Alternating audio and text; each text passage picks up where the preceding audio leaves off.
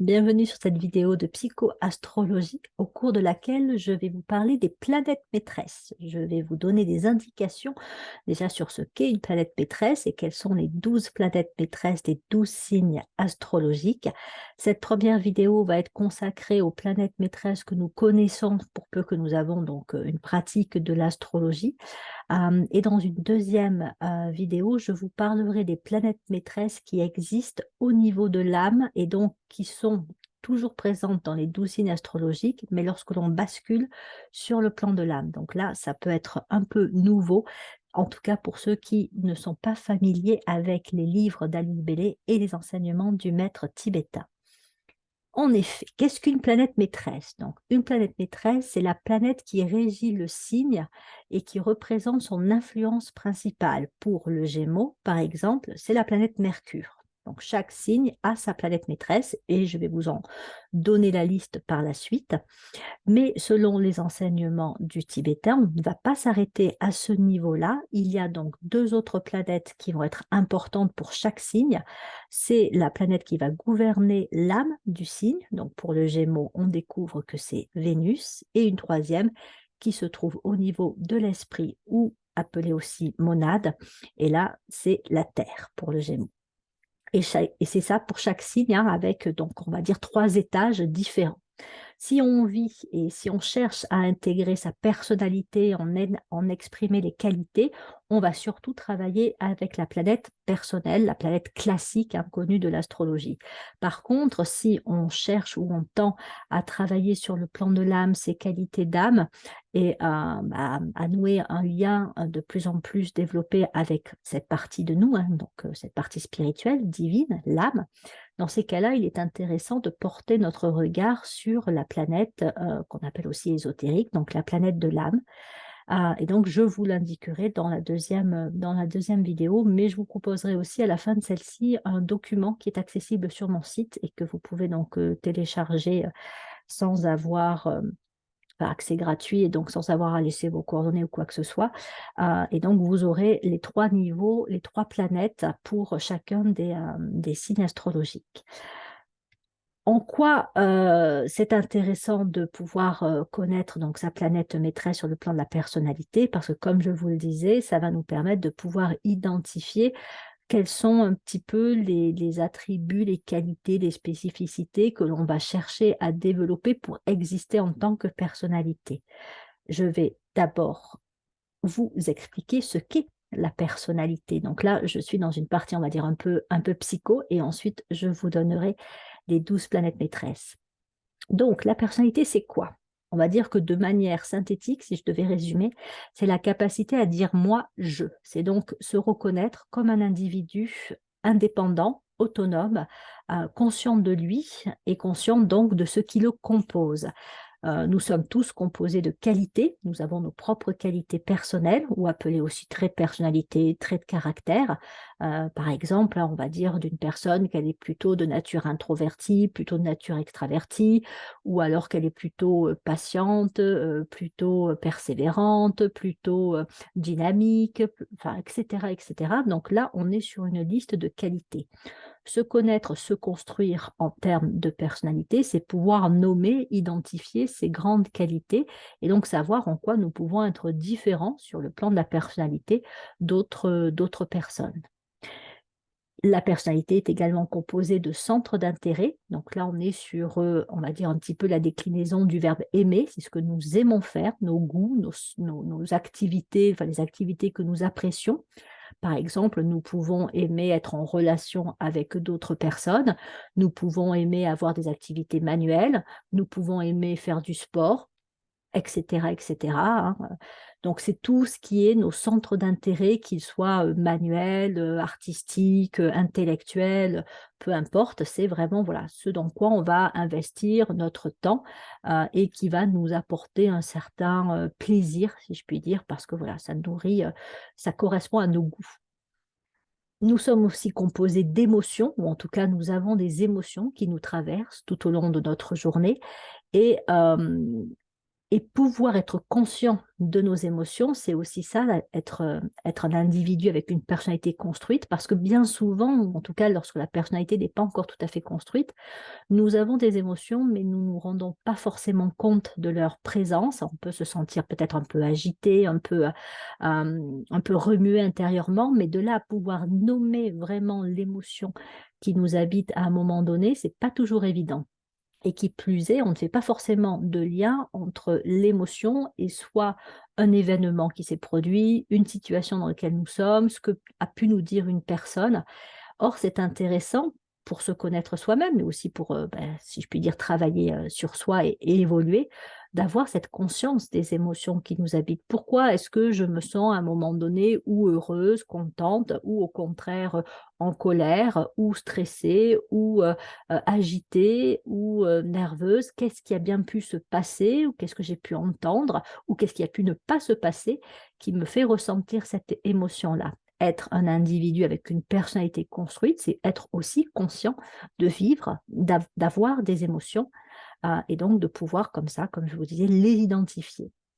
On va y mettre aussi l'identification des peurs. Pareil, nous avons tous des peurs, qu'elles soient rationnelles ou irrationnelles. Nos peurs sont souvent liées à nos besoins, dans le sens où lorsque nos besoins n'ont pas été ou ne sont pas entendus, respectés, ça va provoquer des peurs. Par exemple, si j'ai un besoin de sécurité, de stabilité fort, et que je me sens en danger de ce côté-là, par exemple, je risque de perdre mon emploi ou une personne me menace, donc je vais avoir une peur qui va être ressentie. Et donc voilà, je peux avoir peur pour ma sécurité aussi bien physique, affective, de stabilité dans l'avenir, tout comme je peux avoir des peurs de ne pas être à la hauteur, de déplaire, de ne plus être aimé. Enfin bref, il y a autant, on va dire, de peurs qu'il y a de besoins ou d'émotions. Ça peut être vraiment, vraiment très varié. Et comme pour les émotions, on n'est pas toujours conscient en fait du déclenchement de certaines peurs et aussi des mécanismes qui se mettent en route lorsque l'on a telle peur. Si mon besoin de sécurité et de stabilité est menacé, que je ressens de la peur, quelle est ma façon de réagir dans ces cas-là?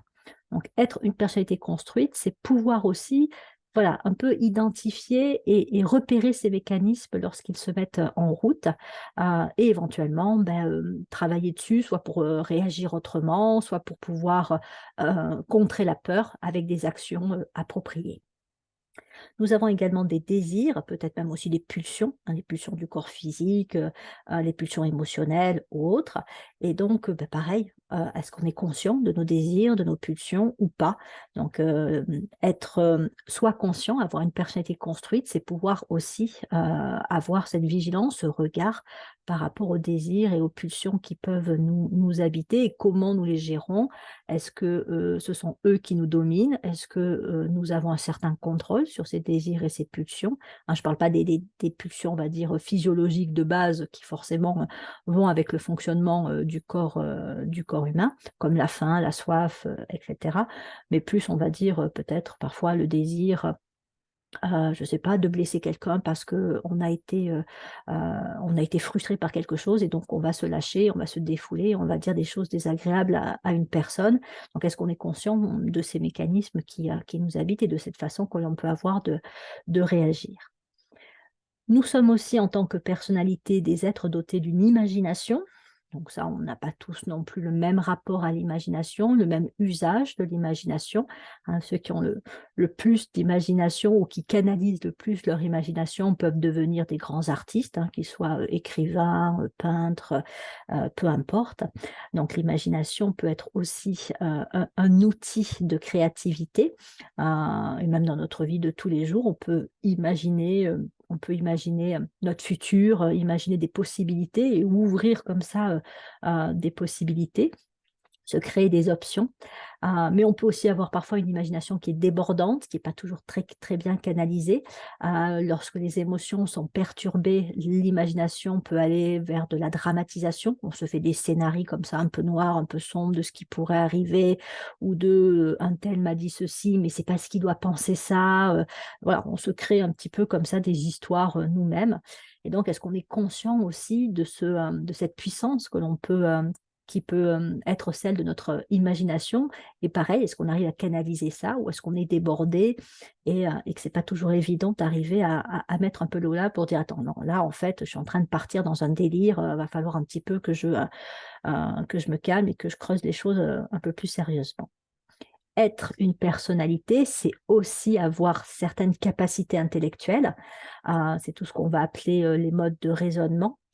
Donc les capacités d'apprentissage scolaire, mais aussi dans la vie de tous les jours, comment on apprend quand on apprend quelque chose de nouveau. C'est tout ce qui concerne le sens de l'observation, l'esprit d'analyse, l'esprit logique, l'esprit rationnel, cartésien, les capacités d'induction, de déduction, toutes les capacités que l'on va manifester lorsqu'on va avoir un problème à résoudre, comment on se mobilise, comment on se concentre sur une situation, sur un problème, quel mécanisme on met en route, comment on raisonne pour arriver à résoudre le problème en question. C'est aussi notre capacité à être adaptable à des nouvelles situations et donc à pouvoir gérer aussi la nouveauté. Nous avons également des opinions, des représentations, des croyances, des valeurs. Alors là, c'est pareil. Est-ce que nous sommes conscients de ce que sont nos valeurs? Est-ce que nous sommes conscients d'avoir des croyances? On va parfois parler de croyances limitantes ou d'avoir des opinions. Est-ce que ces opinions sont vraiment les nôtres ou est-ce que nous avons reçu ces opinions, ces représentations comme on reçoit un héritage de notre famille, de la société, de ce que l'on entend qui passe à la télé, à la radio, des informations dont on est bombardé et en fait de l'influence que ça peut avoir d'avoir comme ça, de recevoir continuellement des messages, des informations.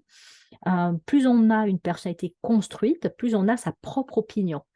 Moins on a une personnalité construite, plus on va avoir tendance à être ouvert à ce qu'on va appeler l'opinion publique et donc être plus facilement influençable par tout un tas de messages. Alors, c'est difficile d'y échapper, hein, quand on voit par exemple la puissance des messages liés à la consommation, hein, je pense aux publicités notamment. Donc, c'est vrai qu'il y a des mécanismes comme ça d'influence, mais un individu qui a une personnalité bien construite et qui se connaît lui, qui est conscient de qui il est plus susceptible de pouvoir résister, si je puis dire, à certains comme ça messages bombardés qui vont chercher à influencer ses comportements et ses choix, qu'un individu qui effectivement a une personnalité qui n'est pas encore totalement élaborée, totalement construite. La personnalité, c'est aussi la capacité à avoir ses propres idées et projets, à avoir une créativité, qu'elle soit intellectuelle avec des idées, des projets, qu'elle soit artistique ou autre. Donc, c'est de pouvoir amener et créer quelque chose qui vienne vraiment de soi, qui soit le reflet ou l'incarnation de qui l'on est, et donc de nos traits de personnalité, de nos centres d'intérêt, donc une créativité qui va synthétiser notre personnalité, notre identité individuelle. C'est aussi avoir nos propres rythmes, notre propre style d'organisation, comment on s'organise dans la journée, quel rythme on suit, comment on gère notre temps. Est-ce qu'on a des petits rituels aussi au quotidien? Donc ça fait aussi partie de la personnalité et de les connaître, ça peut être aussi important. Et après, la personnalité, c'est aussi tout ce qui fait avec notre corps physique et qui gère l'état de notre corps physique et qui peut faire que lorsque l'on a une personnalité bien construite, même lorsque l'on a un corps physique qui peut être défaillant, tant qu'il n'est pas complètement à nous empêcher de fonctionner, mais on peut avoir effectivement cette capacité quand même à porter, à créer quelque chose qui émane de nous et être l'acteur de notre vie, quelles que soient les circonstances qui peuvent jalonner notre chemin de vie. Selon les enseignements du maître tibétain et d'Alice Bailey, il existe en fait 3 niveaux de conscience. Le premier, c'est la conscience de masse. Et donc là, on a les individus qui n'ont pas encore une personnalité construite et qui sont donc dans un processus de construction de la personnalité, mais qui se trouvent encore, comme je le disais, très influençables, pas forcément conscients d'avoir telle qualité, tel intérêt, etc. Ils héritent de ce qui leur est enseigné, inculqué. Et ils vont donc suivre un petit peu comme ça un moule. Ils sont aussi assez sensibles à tout ce qui peut être superstition. Et donc, en fait, voilà, ils suivent un peu le mouvement, si je puis dire. Et puis, donc, au fur et à mesure que l'on vit des expériences, que l'on voyage, que l'on découvre des choses nouvelles, qu'on est confronté à ce qui nous sort d'un environnement dans lequel on peut grandir au départ et voilà, qui peut être aussi limitant, on va se découvrir, se redécouvrir, on va élargir ses perceptions, élargir ses idées, d'où l'intérêt encore une fois des voyages, mais aussi de l'éducation, hein, c'est la base pour construire la personnalité, la valorisation aussi des qualités, des spécificités de l'enfant et de l'adolescent. Donc là, on va arriver sur la conscience individuelle, donc le fameux moi-je, qui se veut être un niveau de conscience très égocentrique, mais c'est le principe même de la personnalité, c'est l'individu isolé qui estime, pas forcément consciemment, mais qui estime que voilà, le monde tourne autour de lui et sa priorité, c'est son bonheur. Voilà, le bonheur individuel est la priorité de la personnalité construite. C'est un stade, ensuite viendra la conscience d'ensemble qui, elle, correspond au moment où l'âme devient de plus en plus présente, de plus en plus intégrée, donc c'est tout un cheminement, ça prend des vies et des vies. Et puis c'est aussi un travail auquel la personnalité a à coopérer pour pouvoir voilà, rechercher ce lien avec l'âme, le développer. Et c'est pour ça que je vous disais que ça peut être aussi intéressant du point de vue de l'astrologie de connaître les planètes qui sont en lien avec l'âme, parce que si on s'estime prêt et qu'on a envie de faire ce travail-là, on peut aussi développer les qualités d'âme en lien donc avec l'astrologie, donc les planètes. Dans un premier temps, on va chercher à récupérer ça pour son intérêt personnel en se disant, bah, si je travaille avec l'âme, ça va peut-être m'apporter des trucs chouettes dans ma vie. Ça fait partie du passage entre la personnalité et l'âme, sachant que l'âme, c'est le nous, c'est l'ensemble. Et donc, elle n'est pas séparative comme l'est la personnalité. Elle ne se préoccupe pas du bonheur de la personnalité. Ça ne veut pas dire qu'elle le renie, hein, mais ce n'est pas sa priorité. Ce n'est pas l'expression de l'âme. Ce qu'elle veut, c'est amener la réalisation du plan divin, c'est créer un monde fraternel, un monde qui respecte tous les règles présents sur la Terre. Donc ça, c'est des préoccupations, on va dire, d'âme et d'ensemble. Et donc, pour peu qu'on a cette sensibilité, et c'est aussi comme ça que l'on sent que l'on commence à développer un contact avec l'âme, c'est qu'on commence à se décentrer de soi, à se dire que, bon, ok, c'est bien de regarder son petit nombril, mais voilà, il n'y a pas que nous sur Terre, il n'y a pas que l'individu. Voilà, il y a d'autres personnes avec aussi leur chemin de vie, leurs difficultés, leurs souffrances. Il y a aussi les autres règnes, hein, les animaux, les plantes, la planète elle-même. Et donc, plus on se préoccupe des autres, et plus on tend à développer une créativité qui va aussi prendre en considération l'autre, plus on va montrer qu'on est en train d'intégrer des qualités d'âme. N'empêche que pour cette vidéo, je vais rester centrée sur la personnalité et donc vous dire que voilà, à partir du moment où on a une personnalité construite, donc on est un individu autonome qui sait ce qu'il veut, qui sait qui il sait de quoi il est capable, qui est acteur de sa vie, donc il est peu influençable, il est autonome, il fait ses propres choix, il sait se mettre des limites et mettre des limites aux autres. Et il sait se donner les moyens d'obtenir ce qu'il désire. Et il obtient bien souvent une réussite ou un succès personnel qu'il va devoir avant tout à lui, puisqu'il aura fait ce qu'il faut pour pouvoir obtenir ce succès qui donc correspond à son désir. Je vais vous donner des exemples de personnalités en lien avec les planètes maîtresses que je vais évoquer et vous montrer justement comment voilà, elles ont pu arriver à un certain niveau de réussite. Justement, rentrons dans cette partie-là. Donc, les planètes maîtresses des signes. Pour le bélier, c'est la planète Mars. Pour le taureau, c'est Vénus. Si vous êtes Gémeaux, allez voir où se trouve Mercure dans votre thème de naissance. Et pour le cancer, intéressez-vous à la position de la Lune. Donc voilà, pour les 4 premiers signes, les 4 planètes maîtresses. Et donc, ce sont les planètes qui sont allez voir, alors peut-être pas en priorité, parce que le soleil, enfin, le descriptif de chacun de ces signes est déjà un point important, mais n'empêche que ces planètes maîtresses vont vous donner des clés pour développer, faire grandir votre personnalité avec tout ce que j'ai indiqué précédemment, et donc vous connaître en termes de qualité, en termes de centre d'intérêt, et donc de ce que vous pouvez travailler, voire d'un certain talent que vous pouvez posséder pour peu que vous le nourrissez et que voilà, vous cherchiez vraiment à le développer. Je prends l'exemple pour le bélier de Lady Gaga qui a donc son soleil en bélier et Mars en Capricorne. Donc Mars est ici. Donc, puisque Mars est la planète maîtresse du bélier, c'est particulièrement intéressant de voir où se trouve sa planète Mars. Et donc, ça pourrait être interprété comme étant le signe que pour que, en tant que personnalité, elle réussisse, elle puisse avoir, si je puis dire, hein, son bonheur, enfin, arriver à une forme de bonheur, il était particulièrement important pour elle qu'elle ait le contrôle des choses, c'est le Capricorne, qu'elle arrive à un certain niveau de maîtrise. Elle a pu être aussi, en termes de qualité, elle peut être quelqu'un de très perfectionniste, ça fait partie des attributs du Capricorne, et donc Mars en Capricorne va activer cette recherche, ce désir de perfectionnisme. C'est visiblement, je dirais, une grande bosseuse, quelqu'un qui est très déterminé. Quand elle a décidé de quelque chose, elle ne lâchera pas l'affaire facilement. Et c'est parce que justement, elle a développé, affirmé ses qualités qu'elle a pu obtenir voilà, le succès, la réussite qui sont les siennes. Son heure de naissance est pas très certaine, mais a priori, si c'est bien celle-là, donc elle serait ascendant Gémeaux, son Soleil et Vénus en Bélier seraient en maison 11, la maison du Verseau, ce qui lui donnerait ses qualités un petit peu d'excentricité, hein, d'originalité très marquée, mais aussi de liberté, hein, voilà, une grande recherche de liberté, une expression aussi de liberté.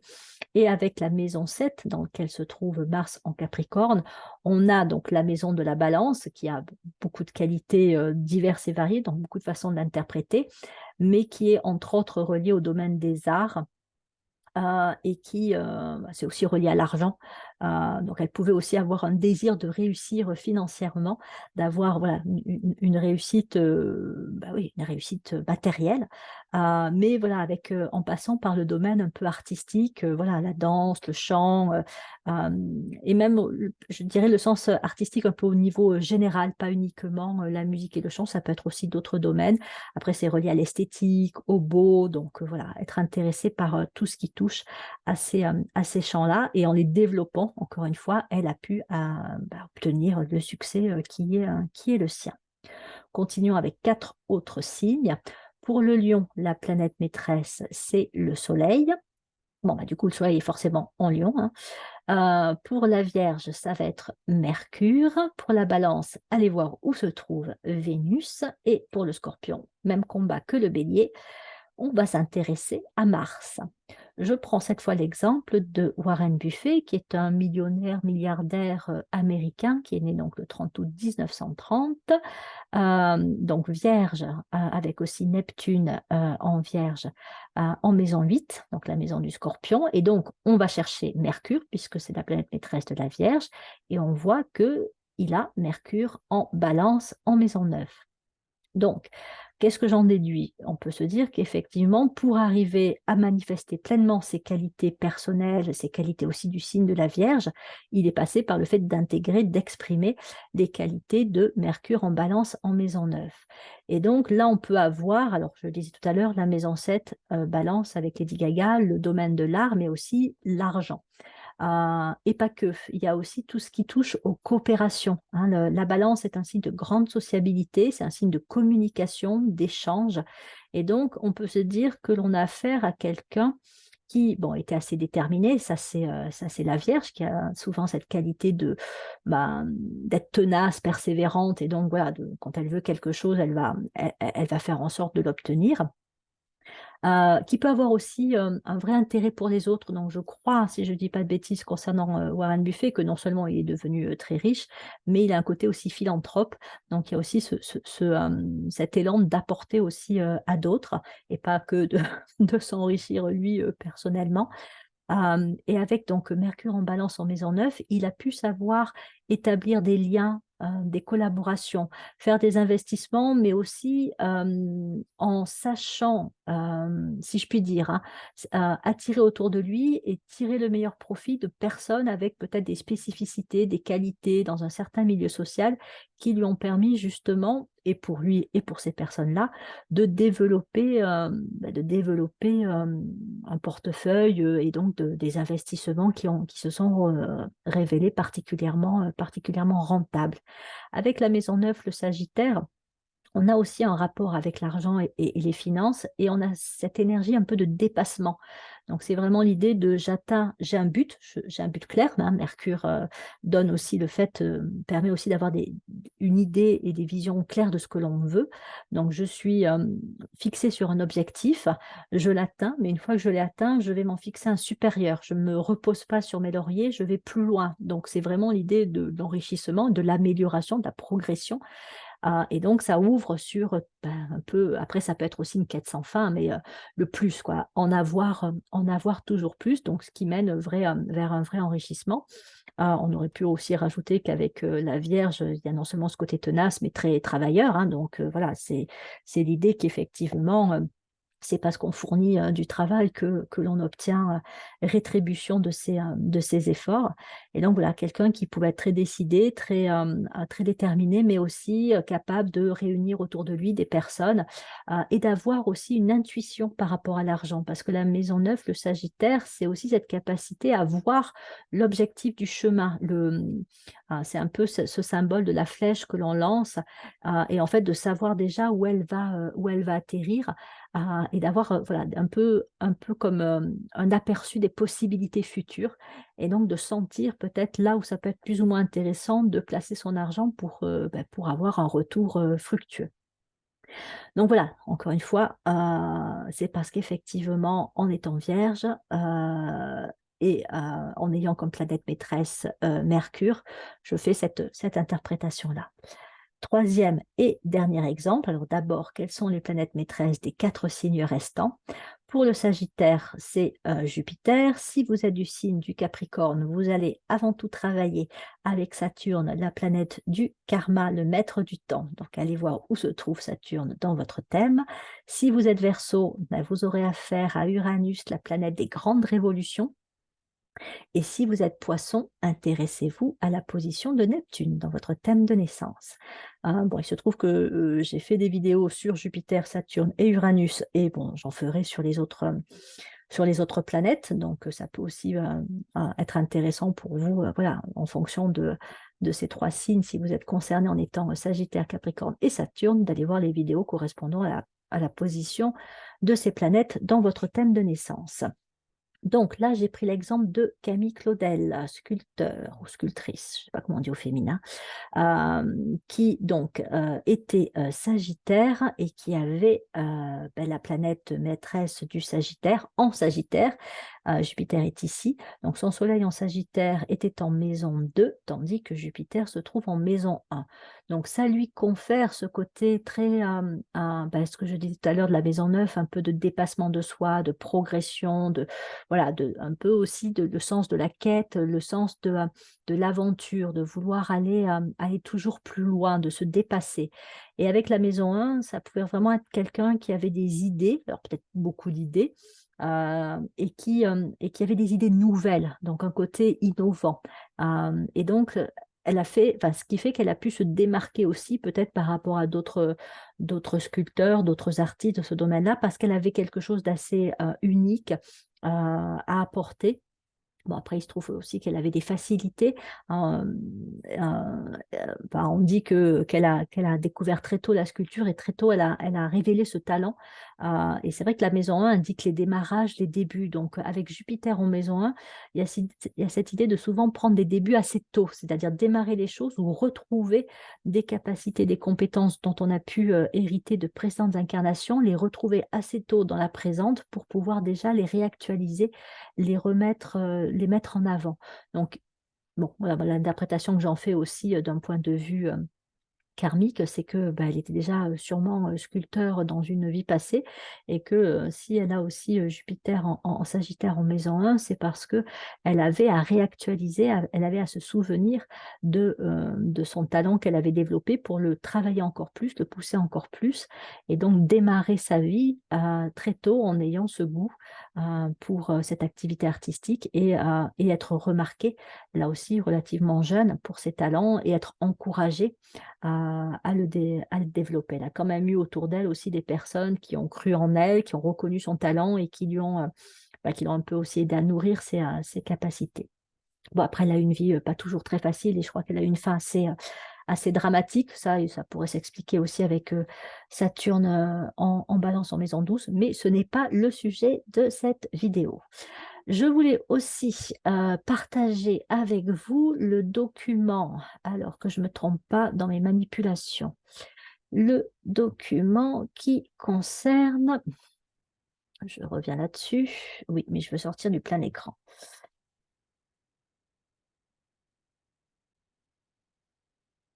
Voilà, donc si vous allez sur mon site de psychoastrologie et que vous allez dans la rubrique articles et documents, donc il suffit de cliquer dessus, vous allez trouver un certain nombre de documents qui peuvent vous intéresser, surtout si encore une fois vous êtes plutôt branché livre Alice Bailey, et notamment la carte des 12 signes astrologiques où vous avez pour les 3 niveaux